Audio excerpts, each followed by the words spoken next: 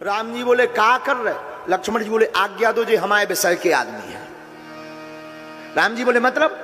लक्ष्मण जी बोले जो विषय जी बोल रहे जो तुम्हें आउट नहीं है, इसके तो ज्ञान हम ही है और इन्हें हम ही समझा सकते हैं।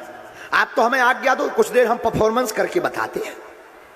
राम जी बोले नहीं नहीं नहीं नहीं ऐसा मत कर। अरे बोले कैसे? सठे साठम समाचार, आप समझते नहीं हो। ये जिस पढ़ाई लिखाई जो कर रहे हैं इनको तो हम ही समझा सकते हैं। क्यों? लक्ष्मण जी बोले इन्होंने हमको डंडा समझा है, आपको झंडा समझा है। हाँ, तो अब हम रुकेंगे नहीं, इनको तो हम ही समझा सकते हैं। लेकिन याद रखना, लक्ष्मण जी का चरित्र दंड में तो है पर उदंड में नहीं है। याद रखना, लक्ष्मण जी का चरित्र दंड में है, उदंड में नहीं है। उदंडता नहीं लक्ष्मण जी करते हैं। और देखो, लक्ष्मण जी है डंडा, राम जी है उस डंडा के पताका। और पताका तभी फहराएगा जब डंडा होगा, और डंडा खड़ा होगा तभी पताका फहराएगा। तो लक्ष्मण जी मानो कहना चाह रहे जब तक हम नहीं उठेंगे आप कैसे फहराओगे? हमें तो खड़ा होने दो, तभी तो आप फहराओगे। तो पहले हमें खड़ा होने दो। हाँ, पहले हम खड़ा होंगे फिर आप फहरा जाओगे। और अच्छा देखो, डंडा होता है कठोर, जो पताका में डंडा लगा रहा, डंडा होता है कठोर, पताका होता है कोमल। लक्ष्मण जी है कठोर, राम जी है कोमल। अच्छा, डंडा कठोर क्यों होता? कठोर होना ही चाहिए। पताका की रक्षा तभी हो सकती है जब डंडा कठोर हो, वरना कोई भी लफड़ा करके चला जाएगा। और लक्ष्मण जी ऐसे भी नहीं है। और देखो, बुरा मत मानना, ये जो लक्ष्मण रूपी डंडा है ये किसी का सिर नहीं फोड़ता। हमारे तुम्हारे पास डंडा हो सो खपड़िया फोड़ दई, लेकिन लक्ष्मण जी का डंडा सिर नहीं फोड़ता। लक्ष्मण जी का डंडा तो झुकाना जानता है।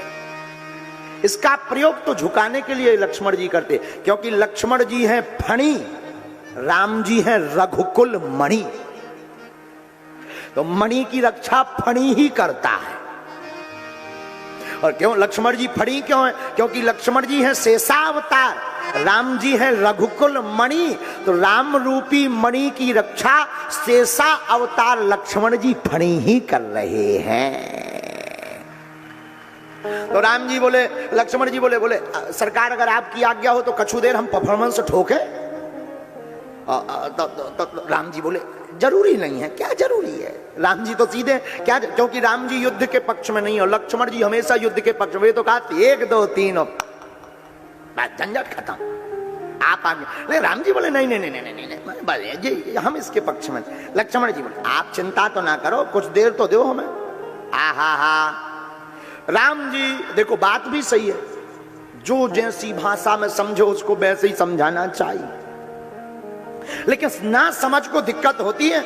लक्ष्मण जी तो समझदार हैं। कई लोग इतने ना समझ होते हैं कि 2-4 शब्द सीख लेते हैं। जैसे एक सज्जन थे, उन्होंने सीख लिया yes no very good thank you. अब बोल तो लेते थे लेकिन उन्हें अर्थ नहीं था पता कि अर्थ क्या है। जो भी मिले गांव के आदमी गांव में ही बोले। कोई पूछे क्यों भाई कहां थे? Yes yes yes yes yes yes.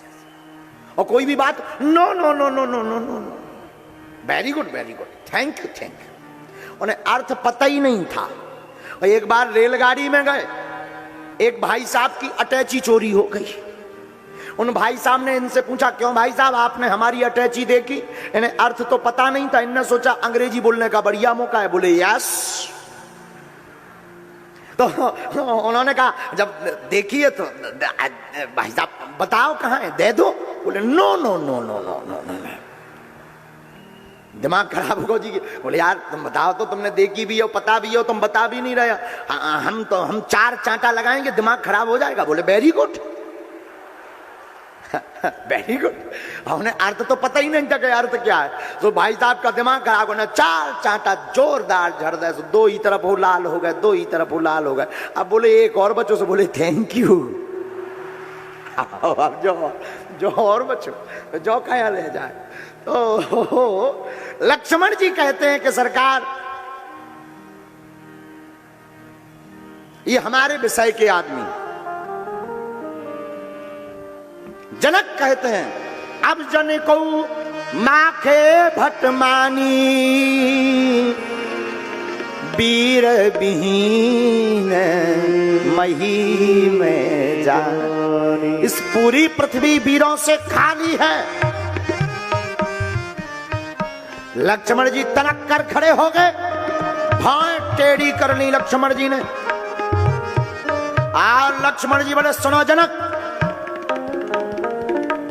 कही जनक जस अनुचित बानी, कही जनक जस अनुचित बानी, विद्यमान रघुकुल मनि जानी, विद्यमान रघुकुल मनि जानी। सुनहु भानुकुल पंकज भानु, सुनहु भानुकुल पंकज भानु, कहम स्वभाव न कछु अभिमानु, कहम स्वभाव न कछु अभिमानु। जो तुम्हारा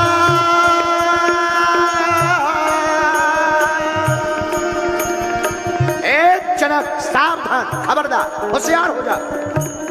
तुमने राम जी के होते हुए कहा कोई वीर नहीं है। राम जी रघुवीर हैं और रघुवंशियों में से एक भी बच्चा बैठा हो तो ये कोई मत कह ले कि ये इस संसार में वीर नहीं है। रघुकुल में से एक बच्चा भी काफी है पूरी दुनिया के लिए।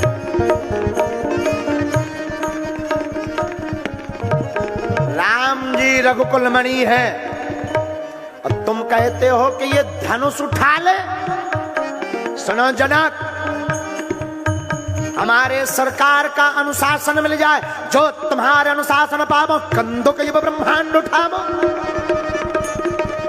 अगर राम जी का अनुशासन मिल जाए, मैं धनुष तो धनुष पूरे ब्रह्मांड को उठा लूंगा। आहा, राजा बोले भैया छुटका वाले तो बड़े खतरनाक हैं। मैया जानकी जी बोली गजब देवर जी, परफॉर्मेंस बहुत खतरनाक है, बहुत अच्छा, लगे रहो। आनंद आ गया देवर जी, आनंद आ गया। आहा, देवर जी क्या कहना। और राजा आपस में डर गए। एक राजा बोला अब बताओ अब क्या हुई है। बोले क्यों? अरे बोले घरे चलो, जो ब्रह्मांड उठावे की बात कर रहे। दूसरा राजा बोलो कहो तुम्हारा मकान ब्रह्मांड से बाहर है क्या, जो तुम घर जा रहे? ब्रह्मांड पूरा उठावे की बात कर रहे। तीसरा राजा बोलो अगर ये ब्रह्मांड उठा लेंगे तो होगा क्या? बोले फिर जहां धर देंगे तो फिर अपन धर जाएंगे, क्या होगा, उसमें होना क्या है। लेकिन लक्ष्मण जी बोले कंदुक एक ब्रह्मांड उठावो।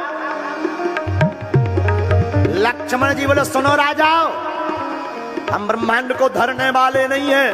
बोले फिर काचे घट जिम्मेदारों फोरी, उठा करके मैं मसक करके फोड़ डालूंगा।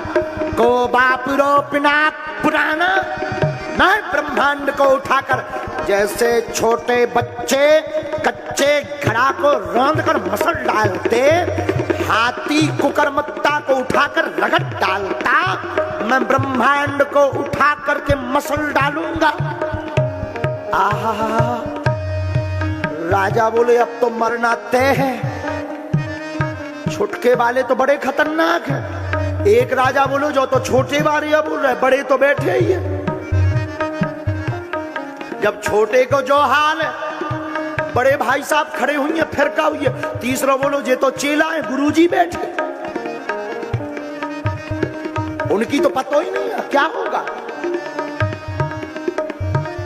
राम जी धीरे से बोले काय लक्ष्मण जी ये सब तुम कर लोगे?